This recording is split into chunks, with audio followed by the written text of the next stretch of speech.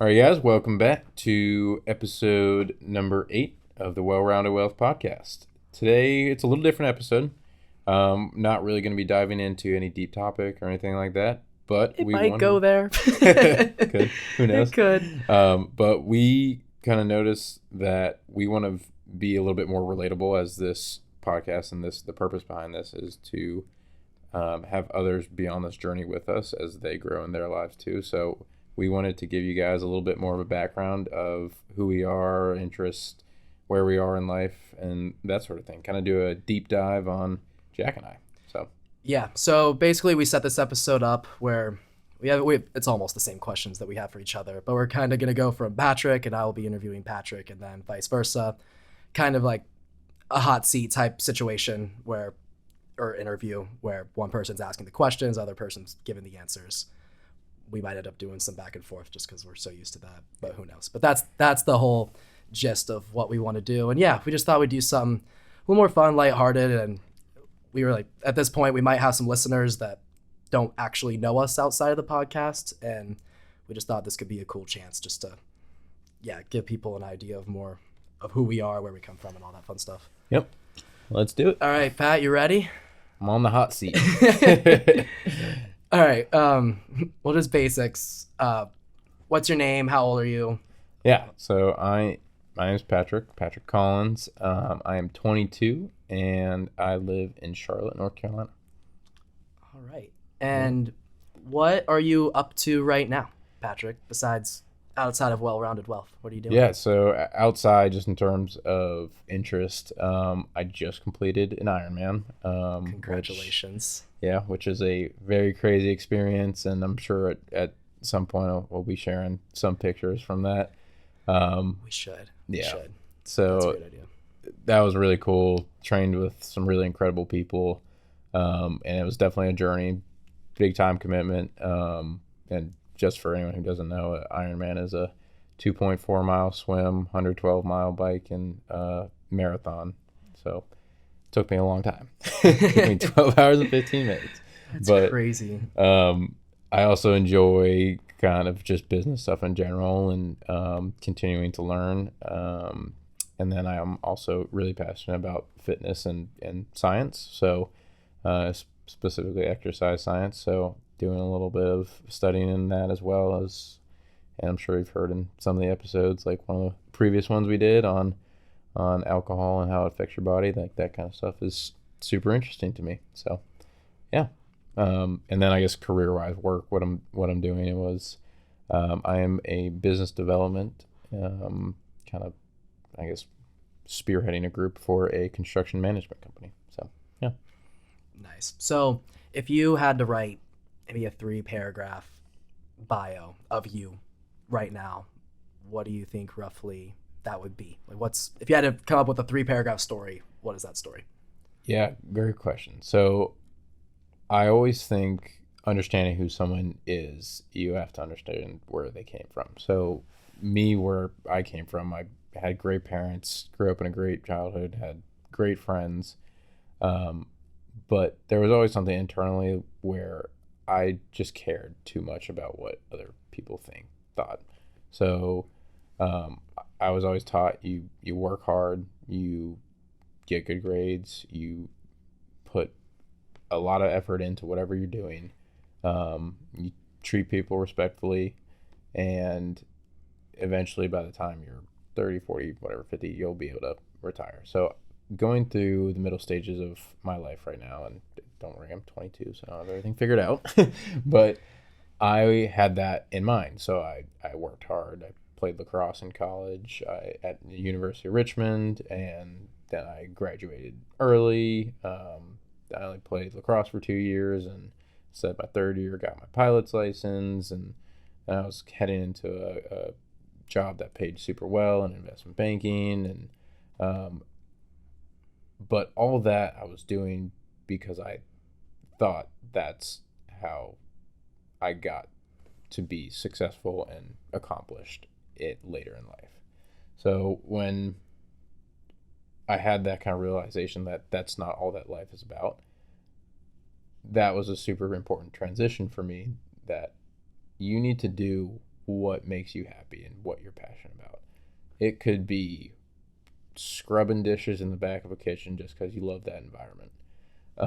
But I knew that for me, that if I kept going on this path, I would be that guy that was sitting on his deathbed and said, I wish I didn't work this hard, or I wish I had taken a risk or something like that. So since then, I've made it my goal to help others get away from that path and that realization, and also inspire others to do things that they never thought they would have been able to do. So that was my whole mantra and goal during the Ironman. I had this phrase, and it was my why. And it's when your mind and your body are connected, your possibilities are limitless. And I truly believe that. And I think anyone can definitely hold themselves to that as well. All right, so he just also answered my next 3 questions. My bad.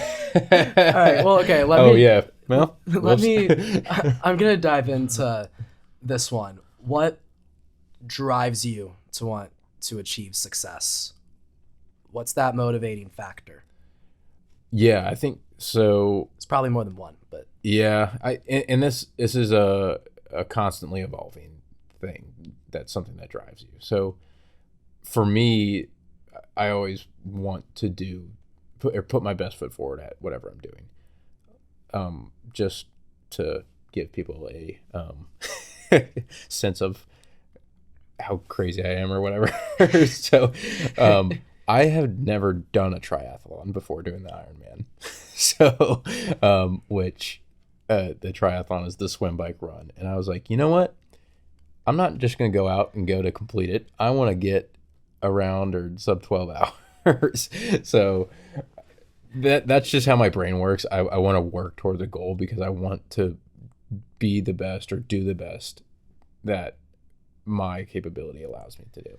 So that is one of my motivating factors in success, or in driving myself towards accomplishment and success. But I also want to, and this has been part of my transition in what I'm doing, I also want to make sure that it's aligning with my passions and values. So yes, I can put my best foot forward at doing something that I don't love, or I don't or I don't find passion in.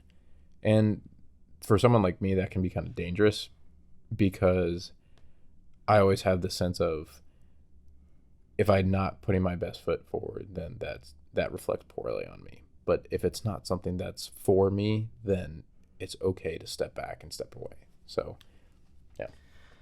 So I have a follow-up question to that. Okay. This is kind of why I addressed there's a chance it could get a little deep. Okay.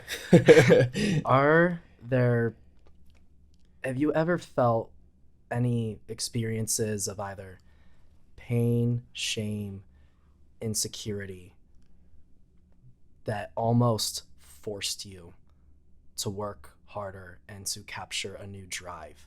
Did you ever have a switching point that changed the way that you approach your daily routine? I'll say this before you answer. You are one of the most driven people up there. I know personally you're the most driven person I've ever met, hands down. I appreciate that. Yeah. And I wouldn't say you weren't driven at one point, but at some point you changed. I don't know when, but that's my perspective. So I'm going to dive in and ask not what happened, but yeah, anything happened. That's a really interesting point too, and probably something that I could still do some reflection on, because I would say it kind of hit a switch in high school. So for those who are listening, I'm not perfect at all. I'm not a super genius. I'm not super athletic. I'm athletic. I'm naturally, or I think I'm naturally smart, which I'm very appreciative of, that I have good parents, good genetics, all that kind of stuff. But I'm not the best of the best, anything like that.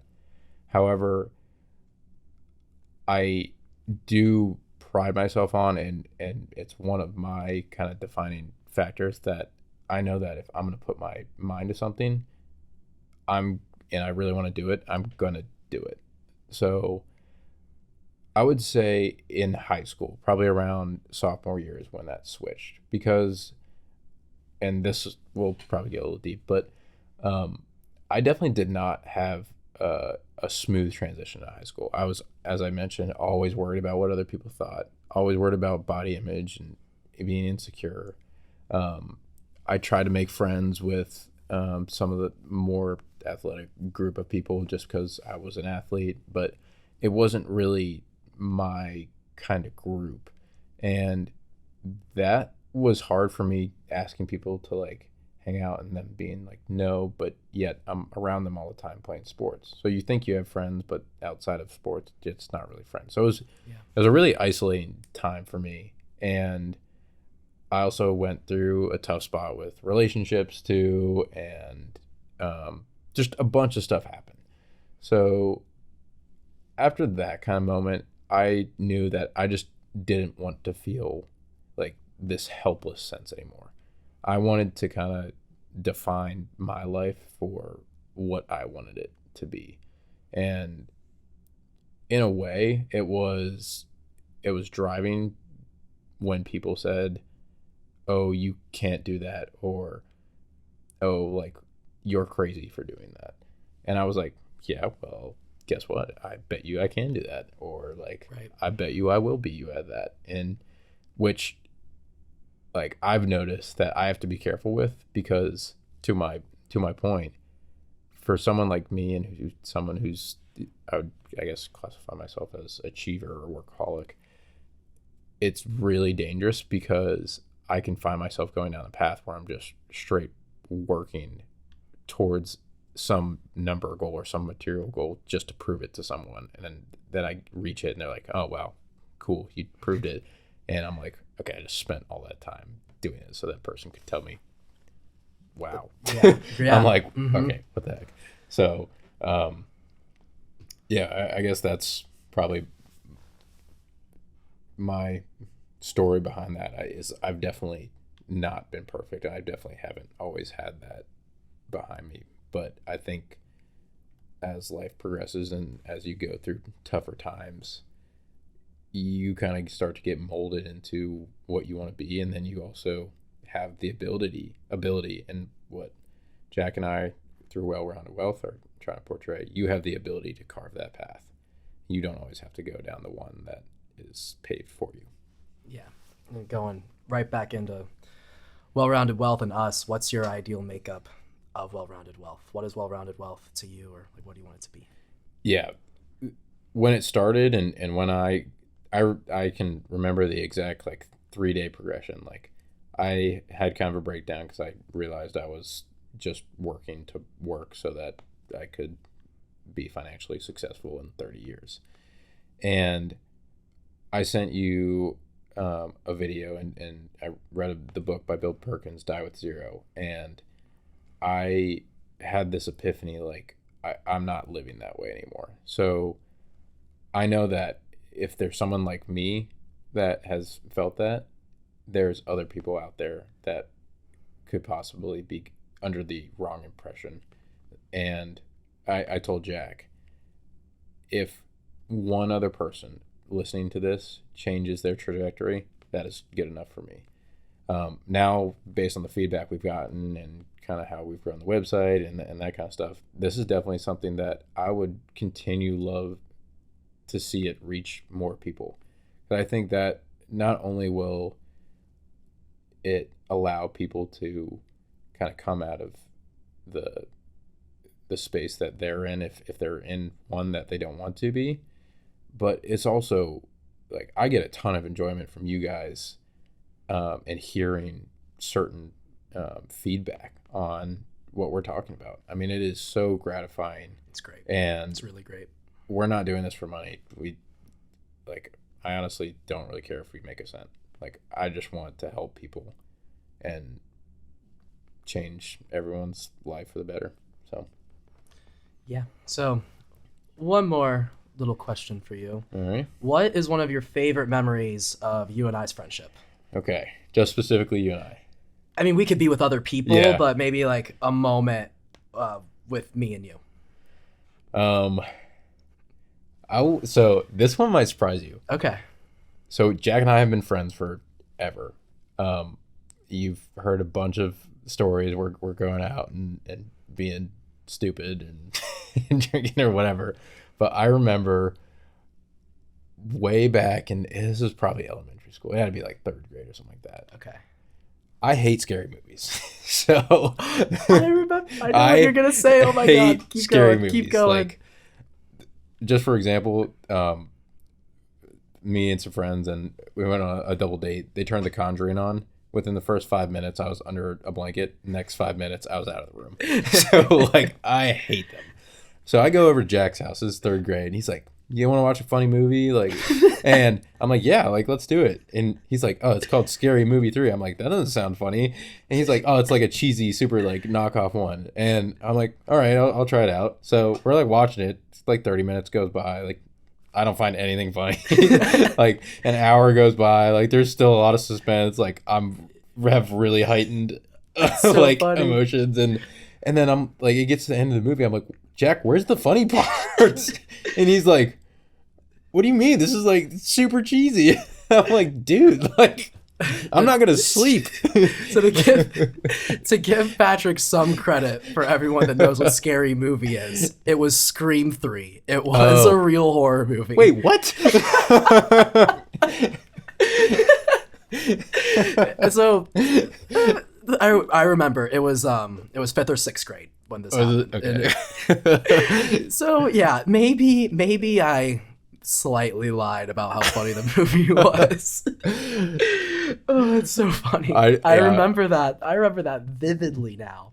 So obviously that does not sound like something that would be a favorite memory, but it was like the night after where we were just laughing, and I was like, dude, you showed me a scary movie, and it was not funny at all. And then we, I think, just ended up watching or playing like Call of Duty or something like that, and shooting the shit. So, I remember that. Just you and I, that was probably one of my fondest memories that like I will be scarred by and always enjoy. I forgot about that. That's so funny. That's probably weren't expecting that one. But yeah, so any other ones you want to fire at? Yeah, future goals for the podcast or for Well-Rounded Wealth in general. Do you have any trajectory that you see? Yeah, I definitely want to. We have a newsletter coming that we've been working on, and then I would. When we first started this too, one of the things that I thought would be really cool, that's not traditional to most social media or podcast forums, is actually having an in-person or even Zoom capability to where we can bring on other just normal people who aren't famous, who aren't other podcasters, but just want to talk about their experience with how they've changed. Because I think it's really important, especially nowadays, we see so many people that are showing their highlight reel or talking with other people that are professional podcasters or YouTubers or whatever it is. Mm-hmm. And I know nothing about that world. I really don't like social media, to be honest, but I want to get this message out and I want to help people. So I think it'd be really cool to hear listeners' feedback and be able to bring them on. All right. That's all I got for you, Pat. All right. Well, I appreciate the questions and I hope you guys enjoyed that. So now we're up for Jack Mullen on the hot seat. All right. What you got for me? All right. Similar questions. Yeah. Nope. Well, I'm throwing a curveball. Yeah. Just real quick basics, where you are, who you are, where you're at in life. Yeah. So, name is Jack Mullen. I'm 22 years old. I am graduating from college in about a week. We actually record at my school in the basement of our communication school. They have audio suites, and that's where we record. So that's what I've been up to. For work this semester, I was going to Elon Elementary, the elementary school, and I was tutoring / assistant teaching there a few times a week, and that was awesome. That was really, really cool. Yeah. Great experience. I'm getting my degree in film, cinema and television arts to be specific. My minor is in economics, and it's been really cool because we wouldn't have this podcast if I didn't major in film. I took an audio class and I learned how to use this entire studio, got great tutorials, understand how to do the mics. My classmate Brandon is behind us right now, looking at our levels, making sure we're sounding nice and clean. Shout out, Brandon. Shout out to you, Brandon. We appreciate the help. And and being able to edit these podcasts, go into Pro Tools, knowing what a master is, knowing how to compress audio. That's been huge. That was my favorite class I learned, and I might be looking into some jobs after school based on audio. And I think having this podcast would be something really cool to show employers that we made something, we did something. I think that's neat. Yeah. I talked about last episode. I also miss acting every day and just performing. That's part of why I love this podcast. Not that this is definitely different from performing, because we're trying to be as real as we can be and honest about these topics, which has been really, really amazing. But it is kind of a thrill though, knowing that the things that we say are going to be, I guess, like projected to a crowd. And I love entertaining. That's kind of why where I can, I try to throw in a few jokes just to get some lightheartedness in the mood and things like that. I love entertaining. I love doing creative things. And for background, guys, Jack was an amazing class president and gave some amazing speeches that were both serious and funny. That was great. I was like, looking back, I really pulled the Adolf Hitler method. What?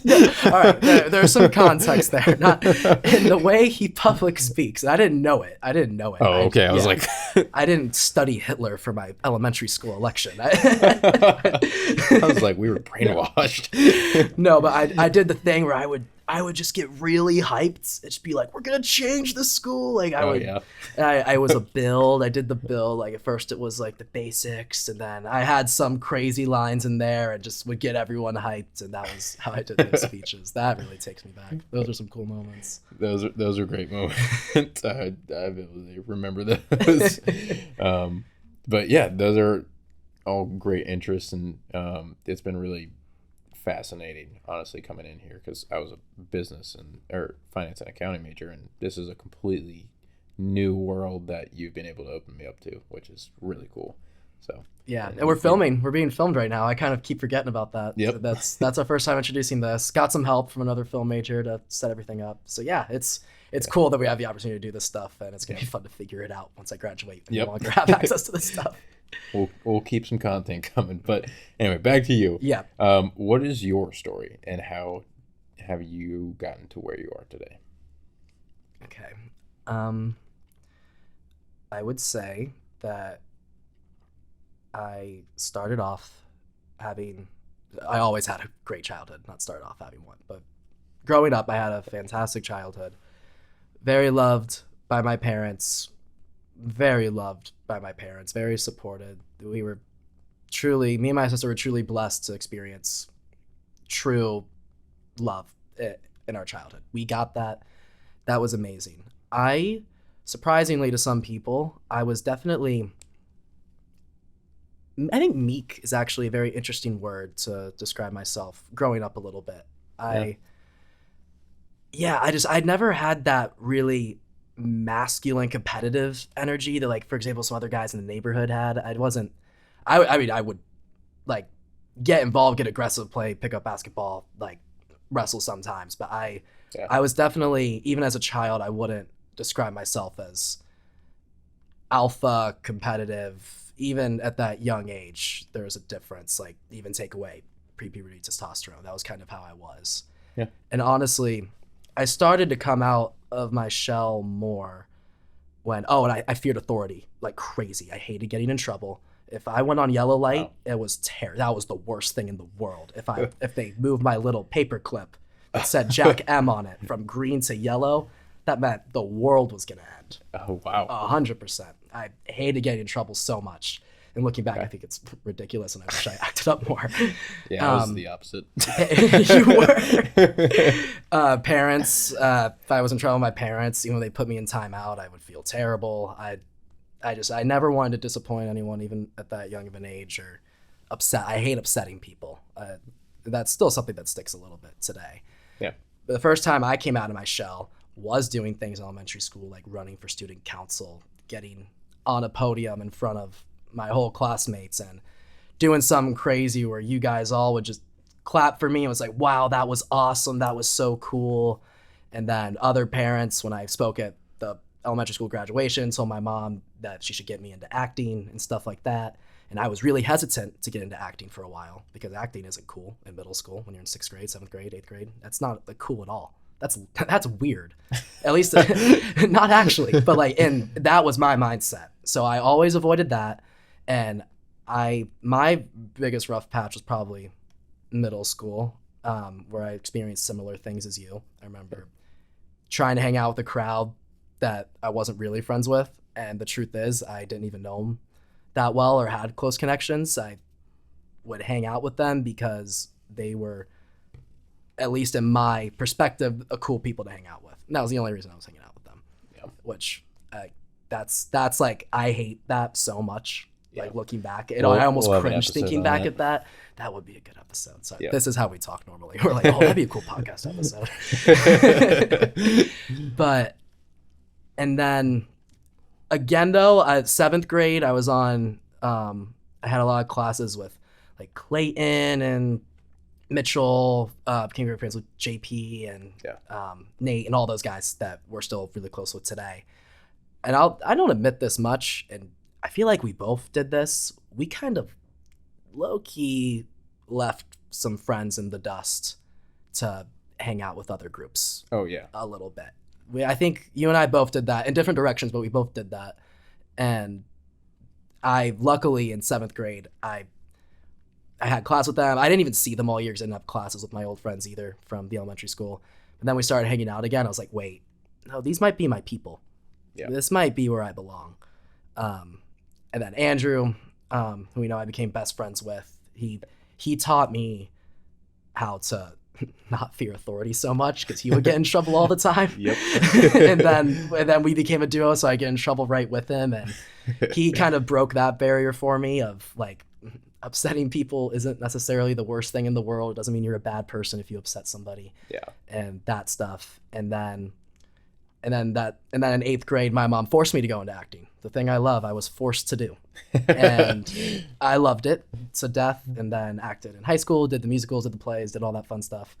And then you and I reconnected, I would say, around our junior year. Yep. I'm just going through it all. Sorry. Yeah. But yeah. We were really close, like 5th, 6th, 7th grade, and then we kind of lost touch. And a big part of that was the middle school would like split us up and half the school would never see each other. Yeah. So that was a part of that.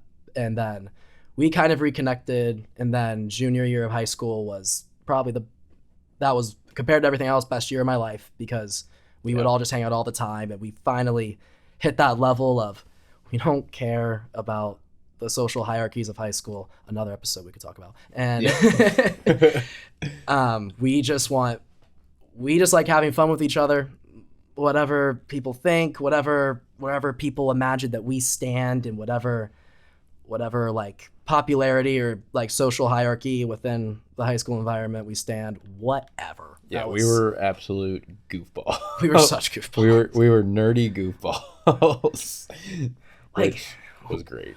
But we also, we don't need to get into the friend group. I feel like we do that all the time. Yeah. But yeah, so then I decided to major in film.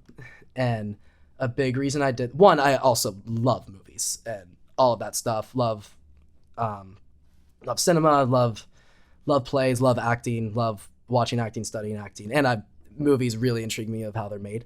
And I decided that's what I want to major in. And then I convinced myself I wanted to be a film director and a producer, just because that in my head there was more of a ladder to climb in a more sensical version besides acting. And throughout college, every time I've directed actors, and I've loved the actors I've worked with, I'm like, oh, I could do it like this. Like I could be in front of the camera. And I know how I would do it all the time, dude. Every time I'm on a set, like I'm like, how would I do this?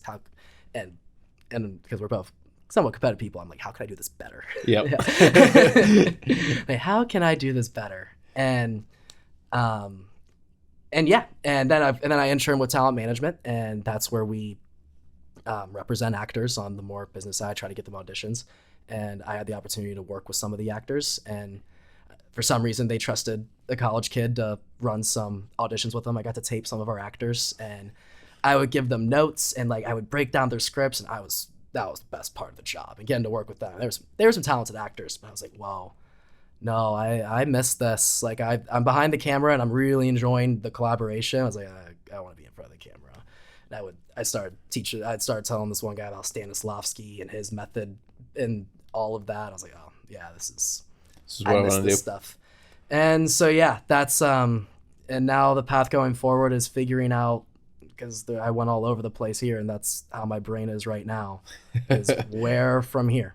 And I'm excited. I'm freaking out, but I'm really excited. Yeah.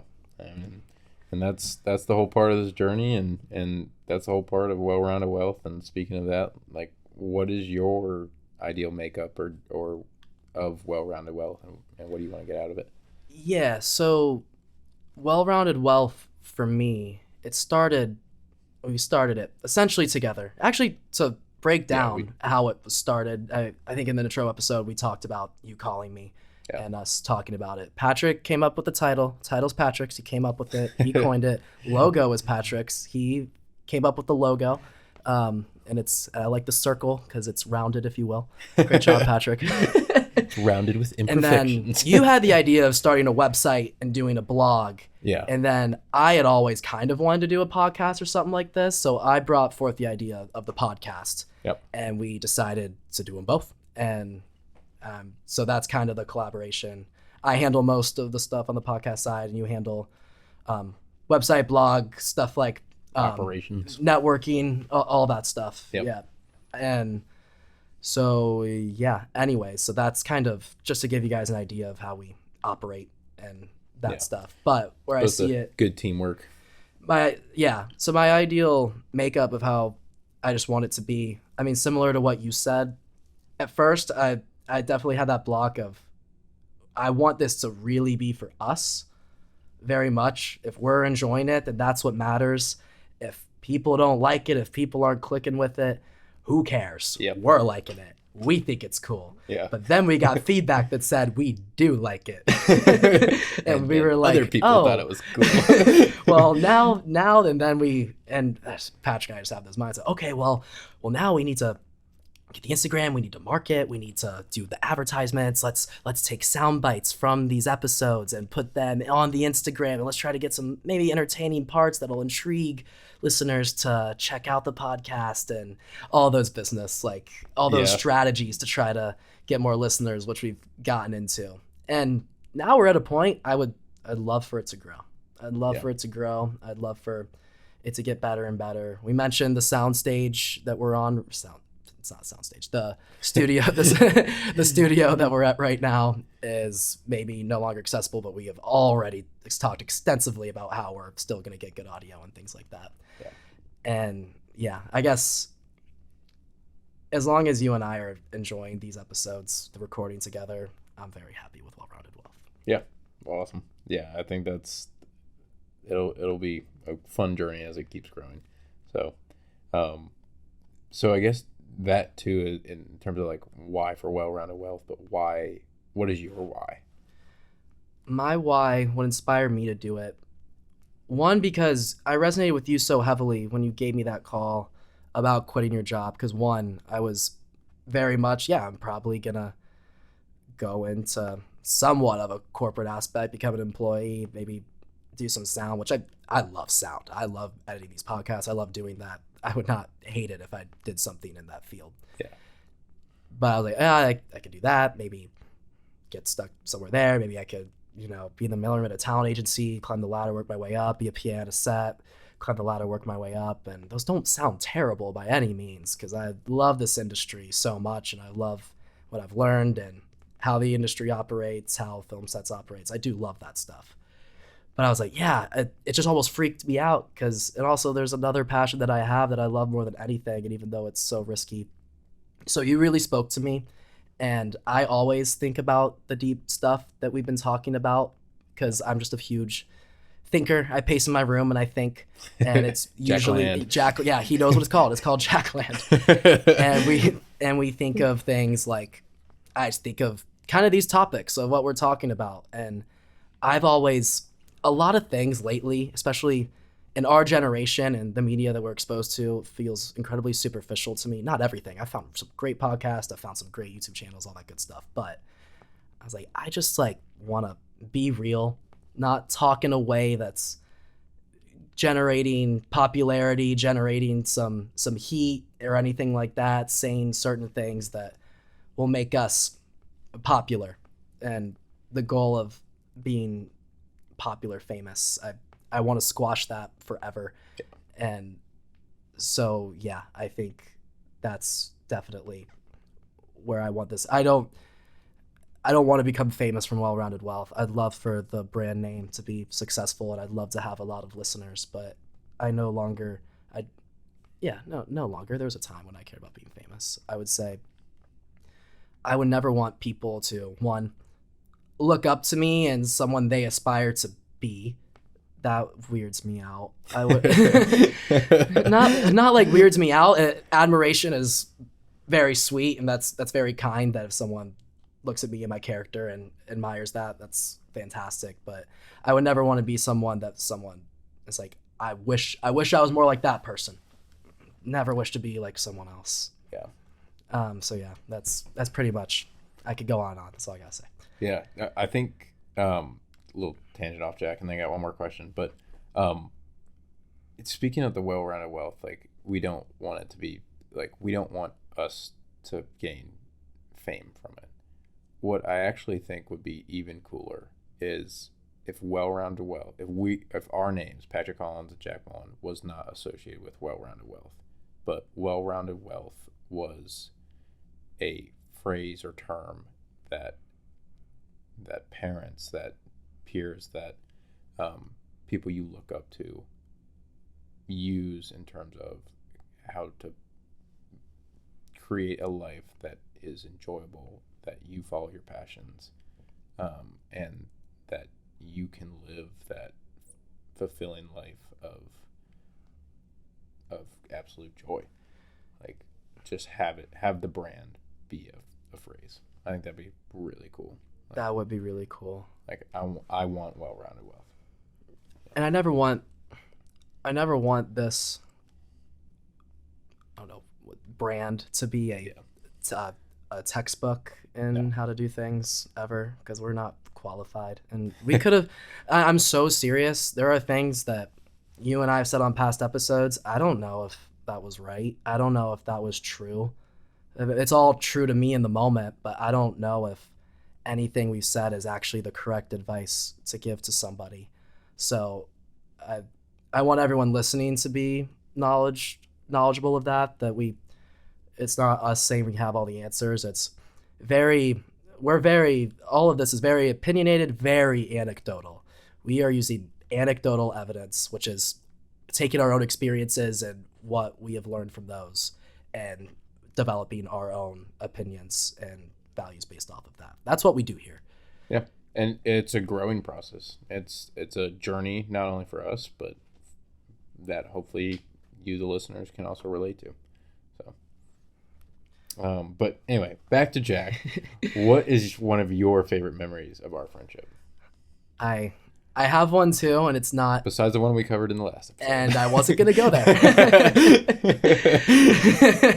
Mine is last summer, beginning of last summer. Okay. And it was at Clayton's mountain house that we like to stay at. Where we'll go with our dads sometimes. Yeah. It was just us. It was you, me, Clayton, our buddy Thomas. One day he'll be on the podcast. Don't worry. And we were hanging out in the basement, and you were like, "Hey, Jack, want to play some ping pong?" And I was like, "Yeah, sure." And then I played. I don't even know how. I have a crazy backhand, and I was kicking your ass with it. And the first game, I won the game. I beat Patrick in ping pong. Write it down. and then you were really subtle about it, Patrick. You're like, "Hey, Jack, do you want to play again?" And I was like, yeah, totally, man.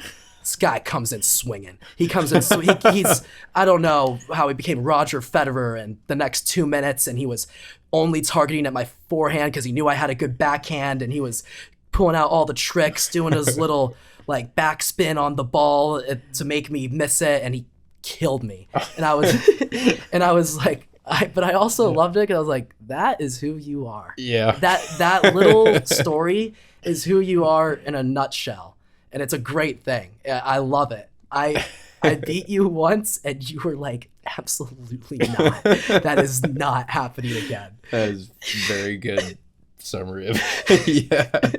Do you remember that? Oh yeah. It's I can remember like the little sort of like, hey, you wanna play again?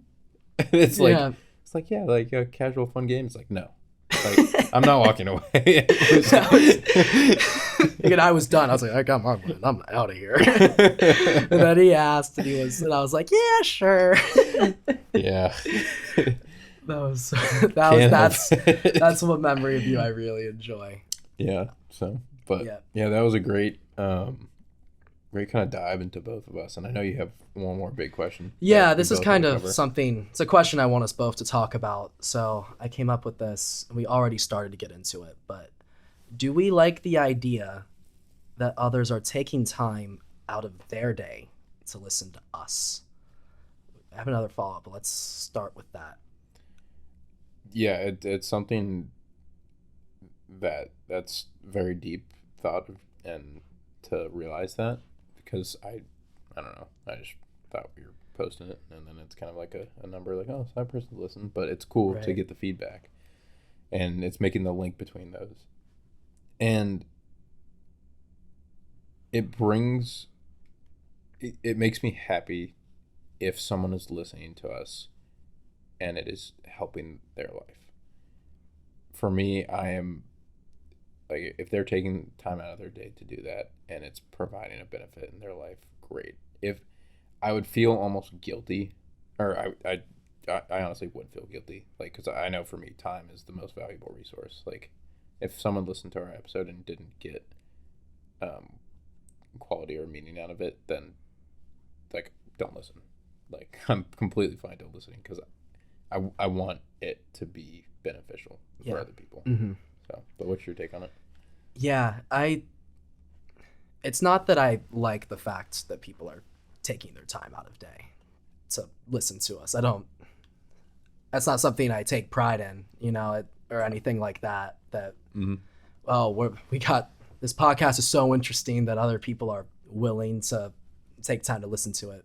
No, it's not that. It was a thought that I had. I came up with this question because I was like, wow, like that's actually really means a lot because I know I have a lot of things to watch and listen to and only so much time in the day to find space to watch and listen to things like that. So the fact that we have had people choose to use that time to listen to us, it does mean the world.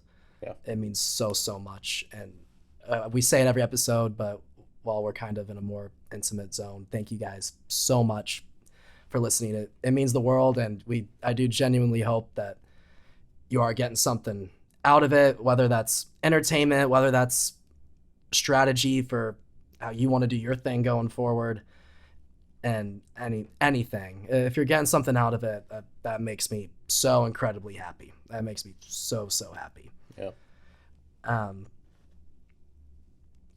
And I guess another thing that had me come up with this question though, because I think this is more interesting. When we do these episodes like we are right now, we're doing them as if people are listening. We don't just talk you and me and act Yeah. like no one's ever going to listen to this. We acknowledge that there's an audience, especially Yeah. the way we tell stories. I don't just say, remember when we did that? Like, I'm Yeah. like, so Patrick was, Yeah. I kind of Yeah. set it up, which is interesting. I've listened to podcasts where people don't do that. Yeah. I've listened to podcasts where people do that as well. It's just an interesting setup. I almost was thought about maybe we should break away from that form and just not have that idea that there's people listening. Let's just talk you and I and be in the zone. Yeah. But I also think maybe, and honestly, if you want to leave some feedback in the Q&A about the episode about this, I think it's kind of like makes the listeners feel like they're in the room with us. It feels like they're almost acknowledged in a way. Yeah, and I think it's important for us to do that because our whole goal with this and how we set this up is, as Jack was saying, we're not experts. This is all anecdotal information. So we want this to be not only our journey, but your journey as well. So if you want to comment and leave like, hey, I'm in the same exact experience, or I underwent the same exact scenario, and I'm kind of working through it. What did you guys do? Like that'd be great. That I would love to have that. And if you can find yourself in the room with us listening to it, then great. And kind of like I said too, one day I would love to see the podcast grow to where we can have listeners, just regular people on, to where they can share those experiences and how they grew. So. And also something we've been talking about is also if we generate more popularity, more of a following, that for us to be a platform, we could also reach out to some people who are experts in some of the things we're talking about, experts in self-esteem, experts in alcohol, experts in socialization, and all sorts of things we've talked about. Joy, that's also could be a really cool take to that. Something we've talked about maybe doing, and it's definitely, we got a lot of goals if you haven't picked up on that. We're ambitious. So yeah, I think anything else you want to add on this episode of us? No, I think this has really been a good deep dive, and as the listeners, I hope this is informative and kind of gives you guys more of a background on who we are, and just helps you guys grow and walk along this journey with us as well. Yeah, and then a quick tease of what's to come soon. So Patrick and I are planning on going to Europe for a few weeks together, and we plan on shooting some episodes while we're out there.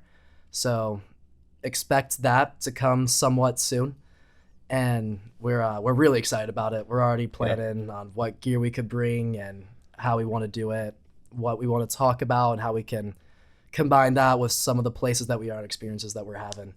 So yeah, we said a million times this episode, but thank you guys so much for following us. Thank you for everything that's been DM'd to the Instagram, texted to me or Patrick, and any of the apps that you're listening from. Any feedback we've gotten, we have a place where we save it and keep it. They mean the absolute world to us, and thank you so much for listening. It means the world. Yeah, we want to showcase those too, because it's also about you guys. Yeah. So we're working on the best way to do that, and feedback helps us, and we're not that popular yet, so we can reply. Yeah, that's true. We will reply. And yeah, anything you want to hear us talk about, anything that you would like us to cover, we are open to ideas for sure, because you're taking time to listen to us, so we love to give that time back and start focusing on things that you guys want us to talk about for sure. Yeah. Well, I love this episode and love diving into both of us, and I'm looking forward to the next steps of Well-Rounded Wealth. Yeah, so. Me too. Patrick, love you to death. This has been a lot of fun. Love you too, brother. Alrighty. Well, thank you guys again, and we will see you on the next one. Have a good one, guys.